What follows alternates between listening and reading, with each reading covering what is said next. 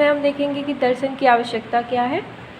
तो देखते हैं, दर्शन की आवश्यकता को इस रूप में स्पष्ट किया जा सकता है।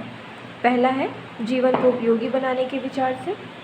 भारतीय और पाश्चात्य दोनों दृष्टिकोणों से दर्शन की आवश्यकता सर्वप्रथम जीवन के लिए होती है। प्रत्येक व्यक्ति, चाहे वह शिक्षित हो या अशिक्षित, बुद्धिमान हो या मूर्ख, सबका अपने जीवन के प्रति सोचने का अलग अलग दृष्टिकोण होता है। यही उसका जीवन दर्शन कहलाता है। फिर है अर्थव्यवस्था की दृष्टिकोण से। दर्शन का एक रूप हमें अर्थव्यवस्था में भी मिलता है, जिसे आर्थिक दर्शन, इकोनॉमिक फिलॉसफी कहते हैं। आर्थिक दर्शन में आर्थिक क्रियाओं पर एक प्रकार का नियंत्रण होता है। इस दर्शन का प्रयोग व्यक्तिगत और राष्ट्रीय जीवन में होता है। इससे व्यक्ति, समाज और राष्ट्र की उन्नति होती है। फिर आता है राजनीतिक व्यवस्था की दृष्टि से।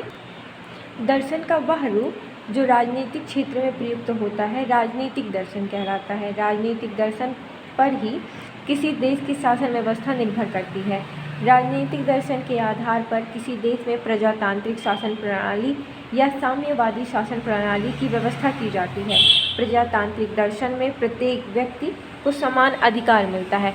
फिर देखते हैं सांस्कृतिक विकास की। संस्कृति का विकास भी दर्शन से प्रभावित होता है।